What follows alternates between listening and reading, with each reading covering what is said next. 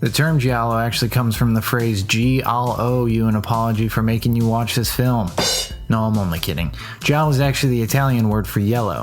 The films which would later become associated with the Giallo movement were initially inspired by a series of pulp mystery novels from the late 1920s entitled Il Giallo Mondadori, or Mondadori Yellow, which got their namesake from their publisher, Arnaldo Mondadori. They became so popular that eventually the mystery novels were simply referred to as Giallo. Also take note that the plural form of Giallo is Gialli.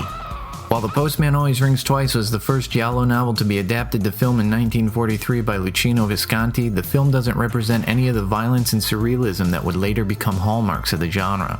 However, Krimi, German crime films of the early 1960s, were a heavy influence on the style of Giallo we've come to know and love, a great example being the 1964 film The Monster of London City, which contains almost all the characteristics of a typical Giallo film. Starting in the 1960s, Italian films inspired by these crime stories began to be produced, and soon thereafter the films began to explore and include more elements of horror. These films are occasionally referred to as spaghetti thrillers or spaghetti slashers, and did indeed prove to be a major influence on the later American slasher film genre. But what makes a Giallo film Giallo? First, the title. Sometimes you can tell a movie is Giallo just by its name. Recurring elements of Giallo titles include colors, numbers, and animals.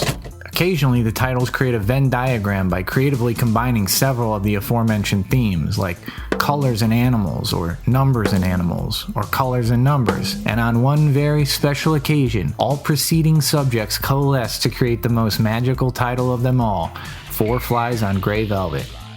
Now, some titles can sound like news headlines, and then some titles just sound like incomplete sentences. And sometimes they're simply questions, like, what have you done to Solange, which I'm sure Beyonce's father asked her many times. But what else? Well, besides the title, there's 5 surefire signs that you are indeed watching a Giallo film, so grab a pen and paper and we'll go over our Giallo checklist. Number 1. Did your protagonist witness a murder? Are they now super paranoid since witnessing said crime? What's more, is their credibility called into question by the authorities after they seek help? And finally, are they now the target of the killer since observing the killing? Number 2. The killer. Despite being a sadistic murderer, are they still incredibly fashionable?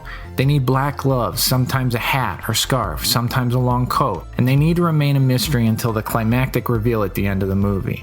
They like knives and straight razors, but they're not opposed to using other implements in order to dispatch victims in a more creative fashion. Number 3. A pulsing synth soundtrack. Now, this was common in a lot of Italian horror films in the 70s and 80s, but make no mistake, the music in a Giallo film should definitely make you want to do a couple rails of Florida snow and tear up the floor at your local disco. Number 4, naked people, preferably one every 15 minutes, or more if the director's feeling inspired. And if no nudity, then definitely some sexual overtones, whatever that means.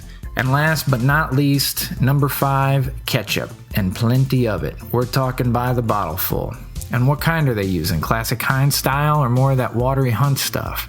Or maybe it's the rarely seen Del Monte brand. Or perhaps it's that darker generic slop. Hard to trust that stuff. Either way, you're gonna need lots and lots of the red stuff. And there you go. If the film you're watching adheres to these guidelines, it's most likely Giallo. Sadly, the genre's heyday seems to be long over, with the last notable Giallo films being produced in the late 1980s. But if you've never seen a Giallo film and are looking for a good place to start, I suggest Deep Red, Blood and Black Lace, and Suspiria. Those are 3 safe bets. So if you like those, you can start exploring the weirder Giallo films out there, and trust me, there are plenty. So until next time, everyone, this is Dr. Jose wondering why they never made a Christmas-themed Giallo series called Jolly Old Saint Nick. Free idea. Somebody get on it.